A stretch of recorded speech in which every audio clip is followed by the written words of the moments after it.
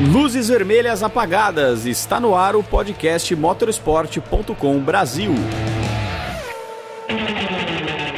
Luzes apagadas, bandeira verde, fãs de automobilismo, chega ao ar mais uma edição do podcast Motorsport.com Brasil. Chegamos ao 5º programa, eu sou o Carlos Costa, repórter do Motorsport.com Brasil. Apresento essa edição que tem como comentarista ele, o único, aquele que tem tanto conhecimento sobre automobilismo, que comentará sozinho esta edição, Eric Gabriel. Seja bem-vindo. Muito obrigado, Carlos, mas será que eu vou dar conta?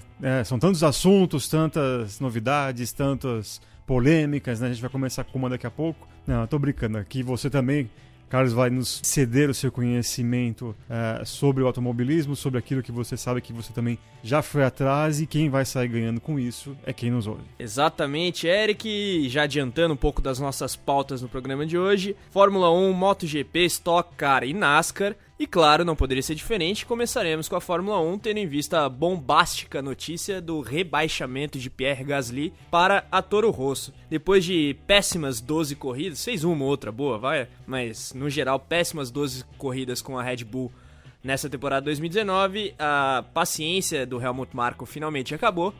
E ele promoveu a troca entre Alexander Albon, o tailandês novato da Toro Rosso, e Pierre Gasly, que estava na Toro Rosso no ano passado, ascendeu para a Red Bull para substituir o Daniel Ricciardo, que foi para a Renault, acabou não correspondendo às expectativas, tomou um pau generalizado do Max Verstappen e agora volta para a equipe júnior do grupo de energéticos, por assim dizer. Alexander Albon promovido para a Red Bull em sua primeira temporada, depois de apenas 12 corridas na categoria máxima do automobilismo mundial. Então, Eric, você, crítico ferrenho dessas trocas atabalhoadas, por assim dizer, da Red Bull, qual que é a sua visão sobre essa nova medida?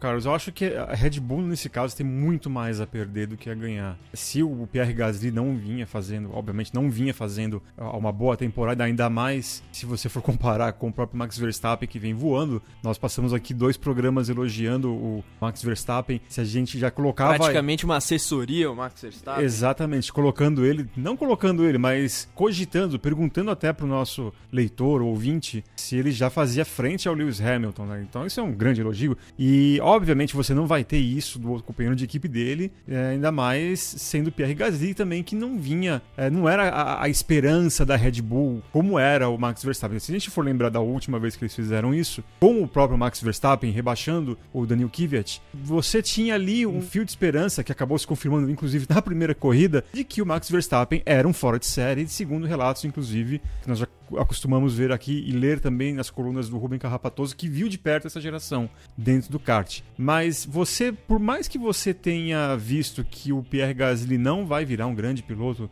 ainda mais nas mãos da Red Bull, e muito menos vai superar Max Verstappen ou chegar perto, fazer isso no meio da temporada, você corre risco de terminar essa temporada com 2 pilotos queimados. Se você observar e ver que o Alex Albon também não se dá muito bem e acaba tendo resultados ruins, vai chegar no final do ano, você vai colocar quem como companheiro de equipe de Max Verstappen? Você vai colocar o Daniel Kvyat novamente? Não sabemos. Então, e aí o que você vai fazer com a Toro Rosso? Você vai colocar 2 rebaixados como dupla no ano que vem? Então, pra mim é uma medida muito equivocada da Red Bull. Faça um planejamento, chegue no final do ano, fala, ano que vem você ou tá fora da equipe totalmente, ou você vai voltar para Toro Rosso, e aí você faz, tem uma avaliação até melhor, você vai ter números melhores, maior variedade de pistas, de situações, então eu acredito que, na minha opinião, eu fui contra essa medida da Red Bull, e eu acho que eles têm mais só a perder com essa mudança. Antes de seguir nessa discussão de Albon, Gasly, Red Bull, Toro Rosso e afins, você citou o nosso colunista Rubem Carrapatoso, e ele vai fazer uma participação especial aqui conosco para falar da época em que Max Verstappen, Alexander Albon e Pierre Gasly disputavam no Europeu de Kart 2010, e apenas alguns dados estatísticos, por assim dizer, que de certa forma vão contra a sua opinião. Opa! No Europeu de 2010 tivemos a disputa entre os 3, só que na realidade a disputa ficou entre 2 deles que agora são companheiros de Red Bull, Alexander Albon e Max Verstappen, e pasme, Alexander Albon saiu vencedor, campeão do Europeu de kart de 2010. O segundo colocado foi Max Verstappen e Pierre Gasly foi o 29º colocado, claro. Situações diferentes, os karts eram diferentes, mas enfim, quem pode falar sobre isso melhor do que todos nós aqui é Rubem Carrapatoso, campeão mundial de kart em cima de Fernando Alonso, né, Rubem? Fala aí. Albon versus Gasly, cara, sempre foi desde o kart. Eu tô falando isso em 2010, né, ali que eu coloquei na KF3, ele sempre foi superior ao Gasly. Então, pra mim, não é surpresa dele estar entrando no lugar do Gasly. Tanto que o Albon, em 2010, disputou o Campeonato Europeu de Kart com o Max Verstappen, né? Ficaram brigando o campeonato em todo, um ganhava, outro ganhava. Por incrível que pareça, o Albon levou a melhor no Campeonato Europeu de 2010. Então, Eric, tendo em vista essa informação bastante capciosa, por assim dizer, você continua com a sua opinião relativamente às medidas da Red Bull e do Helmut Marko, para ser mais específico, e até você citou a questão do planejamento, de deixar por uma temporada toda. O próprio Marko vinha com esse discurso de manter o Gasly até o fim do ano, né? Por que será que isso mudou? É algo que certamente não sabemos, salvo algum tipo de climão ali dentro da equipe, sei lá. A gente não sabe se o Pierre Gasly é um tremendo mala e que ninguém aguenta, faz intrigas e afins, mas se fosse assim, ele teria sido demitido e não apenas, entre aspas, não apenas, rebaixado. Né? Eu acho que também é um pouco humilhante um piloto ser rebaixado no meio da temporada. Tudo bem, cada um tem a sua opinião, mas quem sou eu também para discutir com um campeão mundial de kart? Mas assim, a Red Bull vinha numa fase tão boa, né? Todo mundo falando do Max Verstappen ali, colocando como futuro campeão, eu acho desnecessário. E como eu disse, por uma questão de circunstâncias, se por um acaso o Albon não conseguir ir bem ou fizer menos do que vinha fazendo o Pierre Gasly, o que vai ser da equipe em 2020, né? Então, como eu disse, não tem como eles vencerem essa, eles não vão sair ganhando, só tem a perder. E quem tem mais a perder com tudo isso agora é o Alexander Albon, que terá uma grande pressão logo a partir do GP da Bélgica, que acontece no dia 1º de setembro, a volta da temporada da Fórmula 1, que agora está nas famosas férias de agosto, em que a Silly Season começa. Enfim, ainda não tivemos nenhuma informação, nenhum furo sobre transferências, mas muito me parece que essa transferência do Albon não é bem uma transferência, vai uma contratação, mas essa promoção do Albon se deve ao fato de que a Red Bull vem em ascensão e o Gasly não entrega os pontos que a equipe precisa para superar a Ferrari no Mundial de Construtores. A gente tem a Mercedes como líder isolado com 438 pontos, muito à frente de todo mundo. A Ferrari tem 288 e a Red Bull, com essa sequência excelente do Max Verstappen, chegou aos 244 pontos. Talvez com uma injeção de ânimo na equipe ou até mesmo no Albon, querendo ou não uma grande oportunidade para ele, talvez seja essa justificativa para a promoção do Albon, né? E agora, e o Kvyat? Exatamente o que eu ia te perguntar agora, mas se o objetivo é realmente tomar o segundo lugar... Kvyat que está à frente do Albon. No Mundial de Pilotos. Exatamente. E se a intenção é essa mesmo, conseguir roubar a segunda colocação da Ferrari no Mundial de Construtores, aposta no Kvyat, que já foi da Red Bull, que já tem uma experiência ali, comeu o pão que o diabo amassou, e voltou bem, conseguiu pódio, enfim. Fez uma temporada ok na Red Bull em 2015 também, diga-se. E lembrando que ali ele foi rebaixado pouco tempo depois de ter conseguido um pódio também, se não me engano, na China. Isso. Não sei se a memória é tão boa nesse aspecto, mas... E conseguiu o pódio do GP da Alemanha com a Toro Rosso, segundo pódio da história. Então, se o objetivo é esse, Carlos, eu acho que o piloto a ser promovido teria que ser o Daniel Kvyat. Aí você teria uma dupla de mais respeito ali no grid e a probabilidade de conseguir esse segundo lugar da Ferrari aumentaria. Agora, saindo de cima do muro, do conveniente muro da função do apresentador, concordo contigo nessa questão do Kvyat, acho que deveria ter sido ele. Mas a questão da manutenção do Gasly é bastante complicada pelo retrospecto dele no ano. E, assim, o Albon tem muito a perder? Tem, mas ele tem muito a ganhar também. Então, é o risco que ele corre. Como eu te disse, o Albon ele vem bem, ele vem encantando, quase foi parar na Fórmula E. De certa forma, até a chegada dele na Toro Rosso foi meio surpreendente. E aí, de repente, em meio ano, né, o que aconteceu? O que ele fez para conseguir uma vaga? Isso que para mim parece meio confuso, eu não consigo entender. Mas eles sabem ali os riscos, calculam isso, ganham muito bem para isso.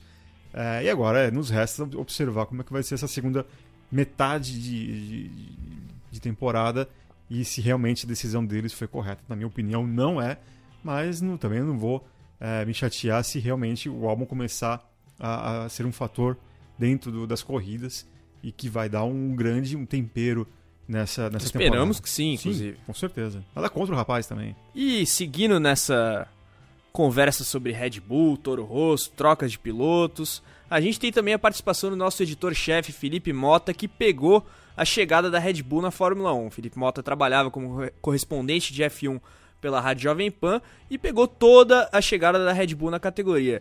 Então, Felipe, como é que era a Red Bull naquele momento da Fórmula 1 com o ingresso na categoria em 2005? Fala, galera! Um prazer mais uma vez participar do podcast Motorsport.com. Sim, é bem interessante como foi a chegada da Red Bull à Fórmula 1. Ela se preparou para não brincar no jogo. Ela chegou com um projeto, né, digamos um business plan, para ser, talvez não dominante como foi, mas para ser protagonista. E com isso ela apostou num veterano, né, o David Coulthard, talvez para ditar ali alguns rumos e tal. A primeira aposta dela foi um piloto austríaco, como é a empresa de bebidas energéticas, o Christian Klein. Mas mesmo ali ela já começou a fazer esse, digamos, bunda lelê na dança das cadeiras. Sai daqui, vai para lá e tal. E aí quando veio a aposta no Mark Webber, o Mark Webber chegou a correr junto com o Coulthard e tal, mas ele foi meio que a passagem de bastão de um veterano para o outro como um líder. Nessa coisa de repente não um piloto absolutamente fora de série, mas um cara para contribuir nesse desenvolvimento. E aí o menininho que teve a oportunidade e deu conta foi o Sebastian Vettel. Né? Ali já tinha Toro Rosso na jogada, ele ganhou a corrida em Monza e assumiu a posição. Foi muito bem, mas pegou também um momento muito favorável, mas de qualquer forma ali deu a sensação de que valia mesmo apostar em todo esse programa de jovens pilotos que a equipe teve. O que é interessante ressaltar da equipe é que a equipe tem essa imagem cool, né? Essa imagem wow, relax, bacana. Então, mais do que chamar atenção pelos resultados no começo, ela tinha grandes sacadas. Eu me lembro quando o Coulthard foi ao pódio em Mônaco, tinha uma campanha do Super-Homem, lançamento do filme, ele foi com a capa do Super-Homem pro pódio, fizeram com Guerra nas Estrelas, eles têm, na verdade, um motorhome, que é a Energy Station. Aquilo era um absurdo. E ela engoliu os motorhomes das adversárias. As adversárias depois tiveram que correr atrás. Eu lembro da McLaren lançando a dela, a Ferrari mudando a dela.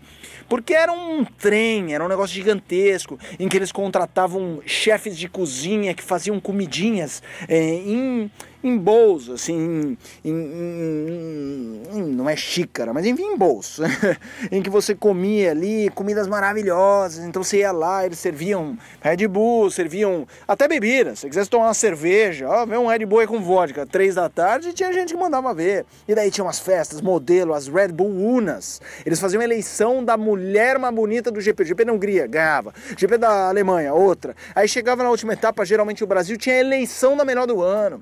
Então eles apostavam nisso naquele começo, além da forma como trabalharam os pilotos. E você também acompanhou, Felipe, todo o domínio de Sebastian Vettel entre 2010 e 2013. O Vettel que foi tetracampeão naquela época pela Red Bull. Isso mudou o trabalho da Red Bull com os pilotos? Como é que foi essa quebra de paradigma, por assim dizer, de sair de uma equipe de meio de pelotão para uma equipe tetracampeã de construtores e de pilotos? Então, depois que o Vettel ganhou, a sensação que eu tenho é que eles não é que acharam que era fácil descobrir o gênio, mas eles começaram a moer pilotos em busca dos gênios. E isso às vezes fez com que a equipe descartasse aquele que não é gênio, mas que é muito bom. Não foram todos aqueles que mereciam muito destaque, mas vamos pegar 2, por exemplo, Buemi e Verne. Caras que foram campeões da Fórmula E, o Verne é o atual bicampeão, competiram bem no WEC. Será que era mesmo para engolir os caras? Eles não podiam ser um segundo piloto? Você tem um gênio do Verstappen e tem um Buemi ou um Verne. Tô dando um exemplo. Mas eles foram moendo pilotos até aqueles que não ganharam chance. Eu me lembro muito do Antônio Félix da Costa. Passei 2 anos relatando, Antônio Félix da Costa, a Red Bull trabalha, o Antônio Félix da Costa. Ele tá andando muito bem, o piloto português, nem chance teve. Eu me lembro também quando o Felipe Nasser estava desenvolvendo a carreira dele, eu conversei com o Amir, o tio do Felipe, que falou, recebeu uma proposta da Red Bull e tal, e eu pensei, pô, eles vão aceitar. E não aceitaram. Quando não aceitaram, eu falei, por que não? Ele, pega o caso do Antônio Félix da Costa e de outros pilotos. Você não tem a menor garantia que nessa roda da fortuna da Red Bull você vai ganhar a sua chance. Se você parar para pensar, ele tinha razão no argumento. Não dá para saber como teria sido a história do Nasser, mas talvez nem chance ele tivesse. Então, eu acho que a Red Bull se transformou, sim, numa grande moedora de pilotos e virou refém dela, porque ela fez a roda girar rápido, foi esmagando, ela olha, agora não tem. O que ela tem agora? Mexeu o tabuleiro, desce o Gasly, sobe o Albon. Se o Albon for mal, pega o Kvyat e desce o Albon. Entendeu? Não tem muito. Ou será que vão... Pô, eles estavam cogitando o Hülkenberg. Isso, eu não estou falando mal do Hülkenberg, mas isso era impensável para uma equipe como a Red Bull considerar pegar um piloto razoavelmente veterano, mas que também não brilhou a beça. Não é que eles estão indo lá cacifar, sei lá, o Leclerc. O Leclerc pintou fenômeno, hein? Ou não, vamos pegar o Hamilton, um super campeão.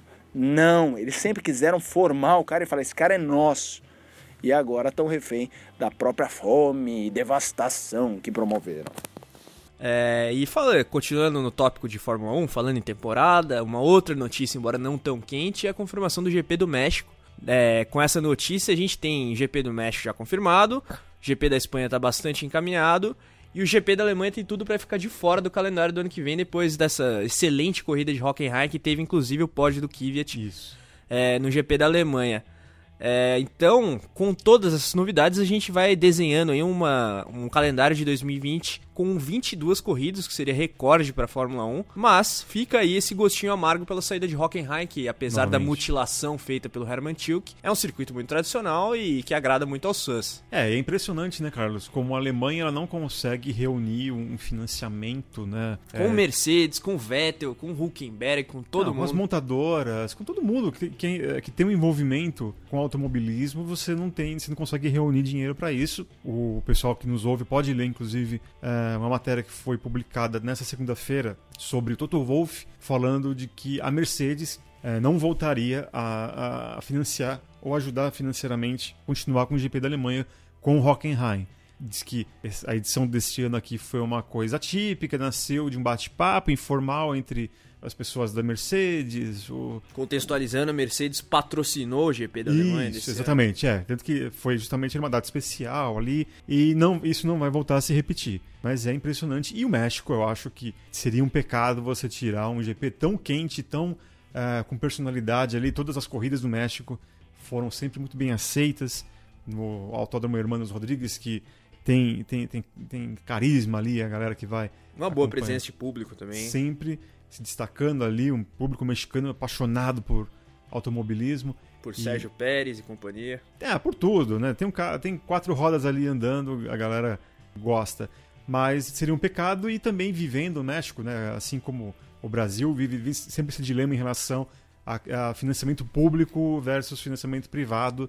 E a grande notícia dessa volta, e aí os próprios mexicanos comemorando muito, e comemorando porque o investimento, segundo eles, será 100% privado, não vai ter dinheiro público envolvido na manutenção do GP do México no calendário da Fórmula 1. E nessa questão vale contextualizar o caso da Espanha, no qual o governo da Catalunha voltou atrás na ideia de não financiar o GP, abriu a carteira um pouco com a ideia de manter a corrida, querendo ou não, é algo que movimenta bastante a economia local. No Brasil a gente tem, de certa forma, essa dicotomia também, temos essa batalha entre Rio de Janeiro e São Paulo para sediar o GP do Brasil a partir de 2021, vale frisar, 2020 está confirmado em Interlagos, e assim segue.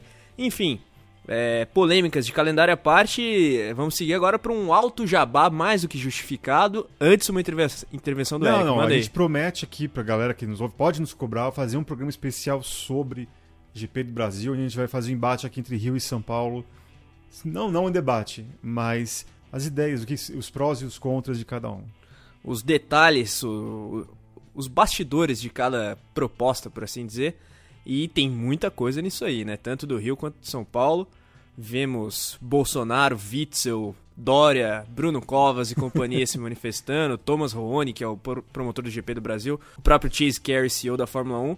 Mas isso é um assunto para um programa à parte, por enquanto sigamos, e como eu vinha falando, temos um momento alto jabá mais do que justificado aqui neste momento, tendo em vista a entrevista exclusiva que Kimi Räikkönen deu ao Motorsport.com, uma excelente matéria feita pelo nosso editor alemão do Motorsport.com, Christian Nimmervoll. Räikkönen fala sobre tudo, basicamente, sobre a fama de alcoólatra, sobre fumar cigarro na frente do chefe da Lotus, sobre como os filhos mudaram a vida dele e também sobre a volta à Ferrari depois de uma saída um pouco atribulada em 2009. Vai lembrar que entre 2010 e 2012 o Räikkönen correu no Mundial de Rally. Fala também sobre a NASCAR e elogia a NASCAR. Não tem como, não. Não tem como não elogiar. Fala que a emoção de disputar roda a roda, posição por posição, com os pilotos, na unha, no braço, é algo que ele gostava muito na NASCAR. Gostaria de ter dado continuidade a isso. Fale brevemente sobre a passagem do Räikkönen. Apanhou muito, né? A galera que nos... O que é natural, diga-se de passagem. Sim, mas é uma coisa natural. Ele poderia ter ficado mais tempo. Eu acho que é um estilo de competição completamente diferente. Muito diferente. É uma outra cultura, assim. Eu sei que o mundo da NASCAR fascina muitos pilotos da Fórmula 1. O Daniel Ricciardo, por exemplo, já chegou aí quando ele pôde ir na corrida, nas últimas corridas do Dale Earnhardt Jr., como piloto, antes de se aposentar no Texas. E ele foi paramentado com camiseta de fã, daquelas camisetas bem devidamente baratas, assim, né? Que você vai na corrida. E só que, assim, para um piloto sair da Fórmula 1, que tem um estilo próprio, que bate mais com o estilo europeu, com todo esse caminho que nós brasileiros estamos acostumados, o estilo de competição da NASCAR é bem diferente e você precisa de um período grande de adaptação. Poucos se prestam a fazer isso por conta de achar que pode atrasar a carreira. Você tem o Nelsinho Piquet, por exemplo, que não começou já direto na Cup, que é a principal... Começou na Truck Series. Truck Series, fez uma corridinha ainda de K&N East Series, ganhou a corrida em Bristol e depois encarou uma temporada completa, algumas temporadas completas da Truck Series, ganhou corridas ali e estava indo bem até acabar não conseguindo continuar na categoria. Aí também veio o convite para a Fórmula E e tudo o resto a gente já sabe o que aconteceu. Mas, voltando, o Hamilton já disse do interesse que tem um dia fazer as 500 milhas de Daytona. O ano passado tivemos Alonso trocando assentos com Jimmy Johnson, e o pessoal da Haas, que tem essa ligação com a Stewart Haas, também gostaria de pelo menos fazer uma prova em circuito misto, já foi declarado isso, mas precisa de estudar. E obviamente o Kimi Räikkönen não foi tão bem ali nas categorias que ele correu, apanhou muito ali, teve muita dificuldade por conta disso. Muita gente fala, né, que você pode até conseguir tirar um tempo bom de um carro da NASCAR no oval. Você pode aprender isso, né? Você vai no simulador, você vai... Mas a corrida é outra história. Mas a corrida é diferente. Você acha que está fazendo tudo certinho e de repente outros caras que nasceram fazendo aquilo tiram vantagem de você. E não estou falando também de dar toque, bump, tirar da corrida. É a tocada própria. É a tocada própria. Tem uns atalhos, né? Por mais que as pessoas acham que seja fácil correr em oval, não é fácil. Fazer curva só para um lado. Não todo mundo acha isso, eu vou morrer falando isso, porque não é uma realidade. Qualquer dia que nós tivermos algum convidado aqui que já tenha tido essa experiência, eles vão falar com propriedade, mas não é a mesma coisa. Você tem características diferentes de cada circuito, características diferentes, dirigibilidade, inclusive dentro da própria corrida no mesmo circuito. Temperatura, pneus, acerto, estratégia, de onde você está, você precisa modificar alguma coisa. São várias combinações ali que, se o piloto ele não se adequa, se ele não passa um período antes só para aprender, ele vai apanhar muito, como aconteceu com o Kimi Räikkönen. De todo modo, o Kimi Räikkönen, campeão mundial da Fórmula 1 em 2007, estava no Mundial de Rally concomitantemente a algumas provas da NASCAR, depois acabou voltando para a Fórmula 1 de maneira, inclusive, triunfal na Lotus, ganhando corrida em Abu Dhabi em 2012, ganhando corrida em Melbourne na abertura da temporada em 2013, e faz uma excelente temporada com a Alfa Romeo, diga-se de passagem. Enfim, pode falar. E lembrando que a última vitória da Ferrari... O último título mundial de pilotos foi com Kimi Räikkönen, e a última vitória ano passado 2018, nos Estados Unidos, GP dos Estados Unidos. Não é do Sebastian Vettel, é do Kimi Räikkönen, é sempre bom deixar... Grande Kimi Räikkönen, vejam essa matéria, Sim. Vocês não vão se arrepender. A entrevista é longa, mas vale cada segundo que você investe na leitura, que é muito gostosa. Ele fala sobre uma temporada inteira de bebedeiras em que, segundo ele, ficou bêbado por 16 dias consecutivos e não conseguiu dar coletiva depois. Diz ele não lembrar disso, fala, como eu já mencionei, de fumar na frente do chefe, tudo mais. Maravilhosa entrevista, grande Raikkonen. E também, ainda no mundo da Fórmula 1, agora passando a bola para o nosso interesse brasileiro, Pietro Fittipaldi também deu uma entrevista ao motorsport.com, na qual ele diz que está focado num futuro de curto prazo no DTM e não no retorno na Fórmula Indy. Recapitulando 2018 do Pietro Fittipaldi, por favor, Eric. Ele havia combinado ali de fazer corridas em 3 categorias, Carlos, na Super Fórmula japonesa, que é um dos destinos preferidos ultimamente dos pilotos que aguardam ali uma vaga na Fórmula 1, na Indy e também no WEC. Porém, nos treinos pré 6 horas de Spa, ele bateu ali, quebrou os membros inferiores e acabou meio que comprometendo, acabou voltando para a Indy, e aí por conta disso houve essa especulação de que ele poderia fazer Indy caso não fosse para a Fórmula 1, o que certamente não vai acabar acontecendo, por conta de este ano ele estar no DTM, no primeiro ano ali, fazendo bonitinho, completo, como piloto também da Haas, de teste de desenvolvimento, mas também tem uma questão de pontos de superlicença, que pode ser que ele acabe não chegando aos 40 pontos necessários. Então, certamente 2020, caso ele não consiga ir para a Haas, como piloto oficial, vai permanecer no DTM. A intenção do Pietro é conseguir uma equipe de fábrica, a equipe da Audi de fábrica. Ele corre pela Audi com um Audi RS5 numa outra equipe que não é de fábrica.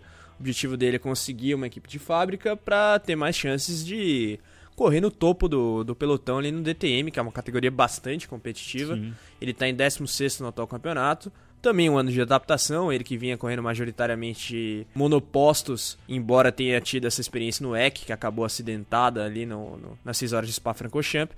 Mas enfim, uma boa categoria para se observar nesse médio prazo. E convenhamos, né, Carlos e amigos que nos ouvem, porque se por um acaso, eu acho que, por mais que o nome pese, né, é um Fittipaldi. Mas eu acho que a gente tem que ter consciência também que há vida feliz fora da Fórmula 1. Se por um acaso não der certo, mesmo ele estando já na porta ali, sendo piloto da Haas, se ele faz uma carreira ali no DTM, evoluindo, conseguindo equipes de ponta, vitórias, quem sabe títulos, eu acho que a gente não vai poder chegar no final daqui a, 20 anos, vai chegar e falar, a carreira do Pietro Fittipaldi absolutamente. Não, eu acho que todo mundo tem que ter essa mente aberta de que não é um sinônimo de derrota caso você não consiga ter uma vaga na Fórmula 1. E o automobilismo brasileiro recentemente tem vários casos bastante emblemáticos nesse sentido. Sérgio Mendes, recém-campeão mundial do Jaguar I-Pace Trophy, o próprio Augusto Farfus tem uma carreira bastante consolidada como piloto de turismo na Europa. Felipe Nasser também. Inclusive, pilotos da Stock Car que vão correr o Mundial de Endurance na próxima temporada, falaremos disso mais adiante, mas de fato a vida fora da Fórmula 1, e há uma vida muito interessante fora da Fórmula 1. Exatamente. Fórmula E também, mesmo nos monopostos, enfim. Agora, mudando de 4 para 2 rodas, temos também que falar da MotoGP, obrigação nossa, e uma obrigação dessa vez bastante justificada, tendo em vista a excelente etapa da Áustria que tivemos neste domingo, depois de uma etapa da República Tcheca meio chatinha, por muitos dita como a mais chata da temporada, inclusive.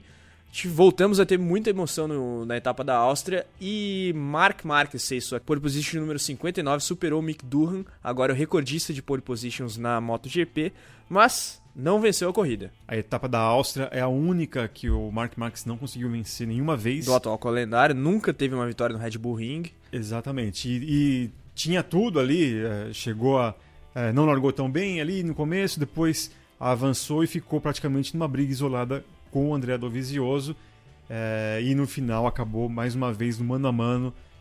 Os dois têm alguns embates ali entre eles. A última vez tinha dado Marquez, e agora no último domingo, numa chegada espetacular ali na última curva. O Marques tentou, não conseguiu dar o bote, e o italiano da Ducati, pelo menos muitíssimo difícil, vai conseguir alguma coisa no campeonato, o título, no caso, tirar o título do Marc Marques, mas pelo menos no mano a mano ali conseguiu valeu. Ultrapassagem na última curva de forma espetacular. Valeu como um título ali, é sempre muito bom tirar uma casquinha de um futuro campeão e, na minha opinião, já uma lenda do esporte, na minha opinião. Aí, eu sei que vai ter muita gente que vai contestar também.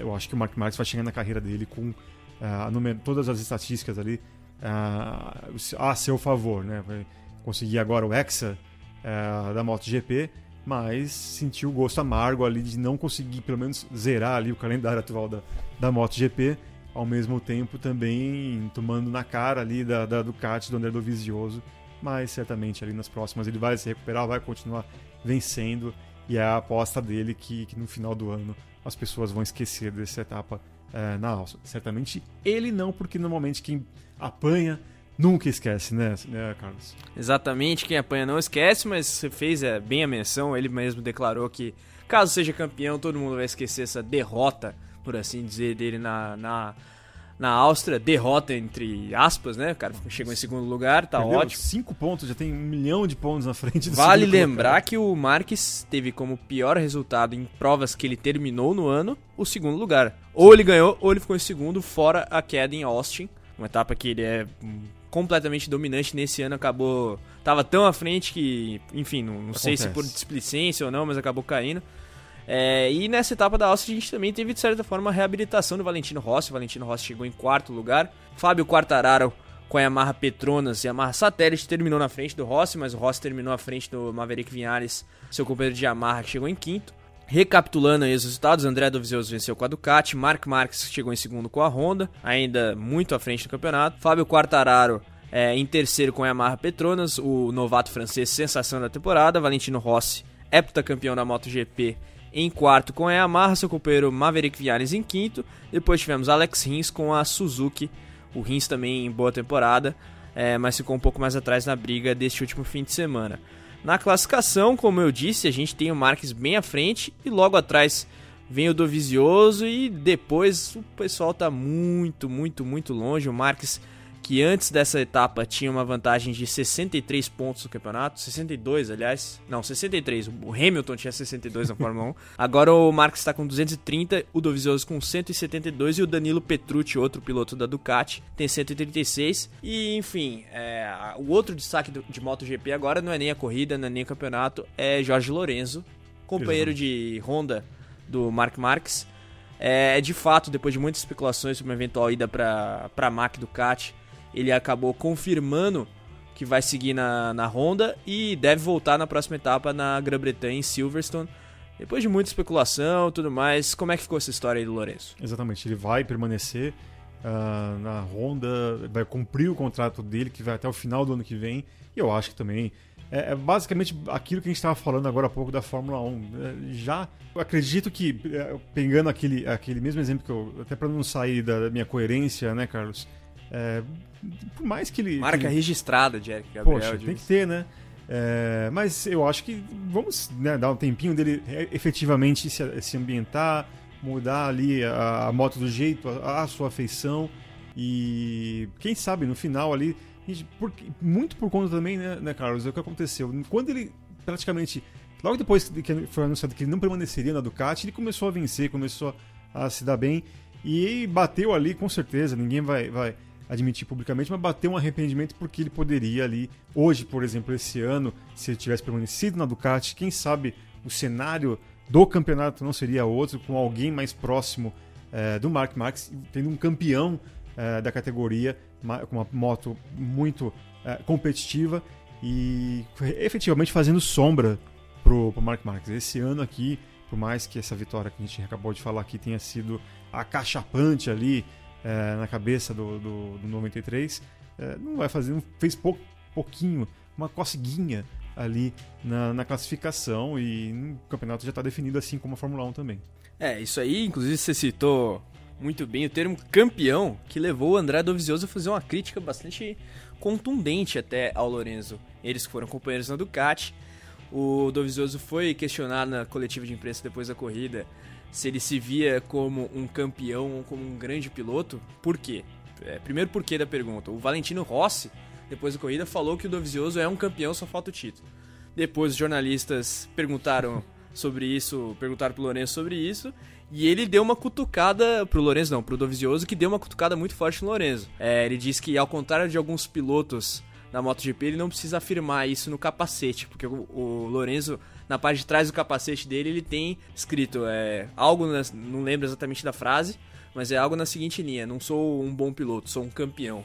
Ele deu essa cornetada no Lorenzo, que vive o inferno astral na MotoGP, e enfim, depois de muita especulação, confirmada a sua permanência na Honda. O que você achou dessa cornetada aí do Dovizioso? Isso é legal, eu acho que tem que ter mais esse bobear.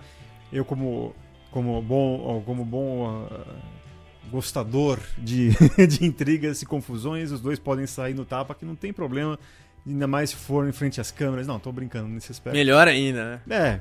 Não, mas eu tô brincando. Tem que ser um pouco menos explícito desse jeito. Mas, de fato, né, Carlos, provavelmente ali o ambiente da Ducati até o ano passado não devia ser aquele dos mais saudáveis, né? Tipo, devia basicamente assim, na despedida do Lorenzo, tipo, vai embora, some daqui, né? Basicamente isso.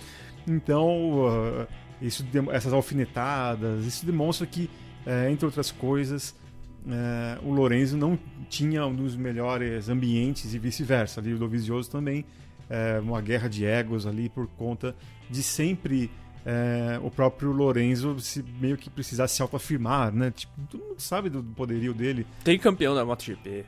Então, eu acho que não precisaria. Acho que cada um também ali poderia ter sido um pouco mais...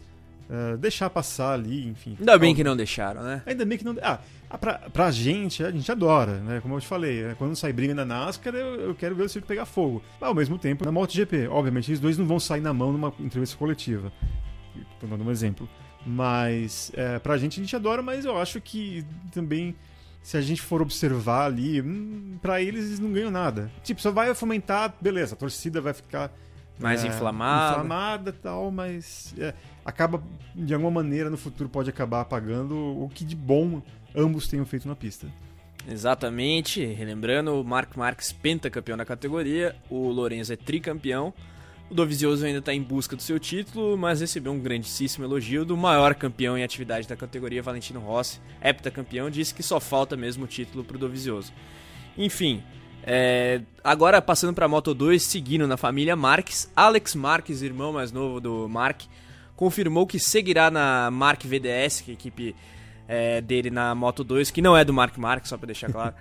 Vai seguir na equipe, ele que é o líder da Moto2, especulava-se uma eventual ascensão dele para a MotoGP, fosse em 2020 ou 2021. Primeiramente houve uma especulação de que ele poderia ir para a Honda LCR, que é a equipe satélite da Honda, no lugar do Nakagami, caso o Nakagami fosse para a Honda no lugar do Lorenzo. Isso já não vai mais acontecer, então a porta para ele foi fechada para 2020, e depois a Petronas queria contratá-lo para a temporada de 2020 na Moto2, com vistas a promovê-lo no ano seguinte, mas ele acabou confirmando a permanência, a renovação com a Marc VDS. Portanto, Alex Marques, irmão de Marc Marques, líder da Moto2, segue onde está e não vai subir para a MotoGP no ano que vem. Não teremos o duelo entre irmãos na MotoGP, mas também tivemos Moto E neste fim de semana, né, Eric? Exatamente. Eric Granado. Seu xará. Isso. É meio xará porque a grafia do nome dele é diferente, mas é um pouco mais e, obviamente, arrojado. Exatamente. Mas, e obviamente também, a qualidade em cima das duas rodas, me vence mas muito ali. Ainda não tivemos o tira-teima, né? Mas não, a sua modéstia... Imagina, que isso. Mas ele, infelizmente, acabou caindo nessa etapa da Áustria e acabou não pontuando, mas vem bem, de certa forma, bem adaptado. Em sua última coluna, ele... bem interessante, no motorsport.com você pode ler ele explicando as diferenças entre uma moto elétrica da Moto E com a moto convencional, comparando basicamente também com a moto que ele utiliza no Superbike Brasil. e tem ali as diferenças bem bacanas no depoimento dele, mas não levou sorte nesse fim de semana, mas segue ali o campeonato forte, é um dos grandes nomes da Moto E neste ano e certamente vai acabar beliscando alguma coisa. Não, eu sou capaz de apostar aqui, pode me cobrar no final da temporada da Moto E que ele vai vencer pelo menos uma vez ainda este ano. Granado largou em nono, já no começo da prova apareceu na liderança depois de um começo arrasador, mas acabou cometendo um erro e caiu. Mas enfim, bola pra frente, o Granado tem muito potencial aí. E agora saímos das 2 rodas e voltamos para as 4 por causa da etapa de Campo Grande da Stock Car, na qual tivemos como nosso correspondente Eric Gabriel. Então, Eric, conte pra nós o que aconteceu lá em Campo Grande. Provas muito quentes, não só na pista, mas também no ambiente. Carlos, tivemos a vitória de Thiago Camilo na primeira corrida, depois de segurar ali o ímpeto do seu quase companheiro de equipe, Júlio Campos, da Prate Dona Dulce, mas ali fazendo parte da família Mateis, uma do Rodolfo, que é o filho, e o Andréas, que é o pai, no dia dos pais, né? Andréas, chefe da Ipiranga, e o Rodolfo, chefe da Prate Dona Dulce. Muito bem pontuado. E os dois ali se mandaram na frente, trocando pushes. E aí na última volta, com um push ainda, o Júlio Campos tentou dar o bote no Camilo, acabou errando, ele mesmo admitiu isso aos nossos microfones e acabou ficando com a segunda colocação, vitória do Thiago Camilo. No Dia dos Pais, ele que virou papai há pouco tempo, sempre fala da Luísa, que mudou a vida dele, e só que os dois acabaram indo para a corrida número 2 sem nenhum botão de ultrapassagem, e o que prejudicou muito, principalmente o Thiago Camilo, acabou na 16ª colocação.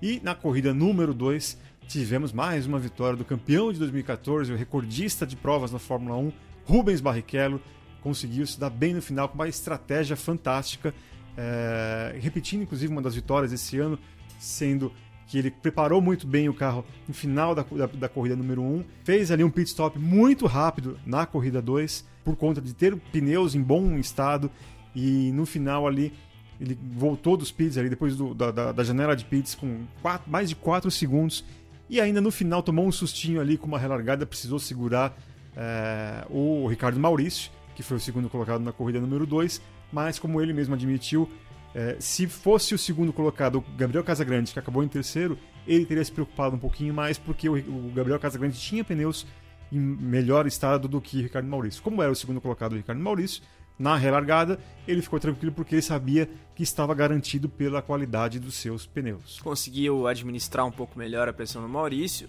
Apesar de não ter ido ao pódio na rodada dupla, o Daniel Serra também pontuou de forma consistente e segue na liderança do campeonato.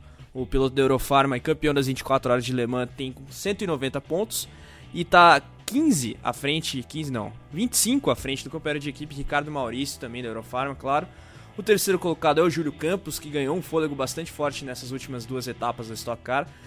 O Júlio Campos, piloto da Prate Dona Dulce, como já dito, tem 169 pontos, à frente do Rubens Barrichello, que soma 168, um ponto só atrás, portanto, do Júlio Campos.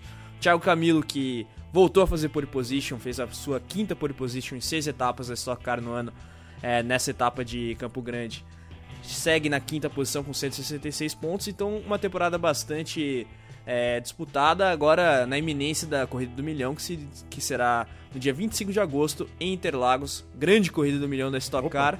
E bom, falando de Stock Car, vamos para a Stock Car norte-americana, a categoria rainha do coração de Eric Gabriel. Com certeza, a NASCAR esteve, a NASCAR Cup, a principal categoria do automobilismo norte-americano, esteve no berço da indústria automobilística dos Estados Unidos, em Michigan, a segunda prova em Michigan deste ano, e também tivemos a segunda vitória de Kevin Harvick, da Stewart Haas, aqui nós falamos sempre da Haas, mais uma vitória do Kevin Harvick, carro número 4, campeão de 2014 da NASCAR. Tivemos também a 5ª colocação de Daniel Suárez, mexicano, que agora entra de vez na briga pela classificação dos playoffs. E também tivemos uma corrida desastrosa para Jimmie Johnson, que realmente periga não se classificar para a fase final da NASCAR. Ele agora está a 12 pontos do último classificado por pontos, que seria Ryan Newman. Só que no meio entre eles também temos o mexicano Daniel Suárez, faltando apenas 3 corridas agora para o final da fase de classificação da NASCAR. A próxima será em Bristol, no último grande Coliseu, depois teremos Darlington, que é uma das pistas técnicas mais difíceis da categoria, e finalizando em Indianápolis, que dispensa apresentações. É isso aí, então, valeu pelo relato sintético da NASCAR Cup nesse fim de semana, Eric. Então, com informações de NASCAR, Stock Car, MotoGP e Fórmula 1, a gente encerra esta quinta edição do podcast Motorsport.com Brasil. Muito obrigado, Eric Gabriel, pelos comentários, foi um prazer como sempre. Mais uma vez eu que agradeço, tanto aos ouvintes, a você, e nos vemos na próxima semana. Também agradeço os ouvintes pela prestigiosa audiência nesta nova edição do podcast. Um abraço, ficamos por aqui e até a próxima.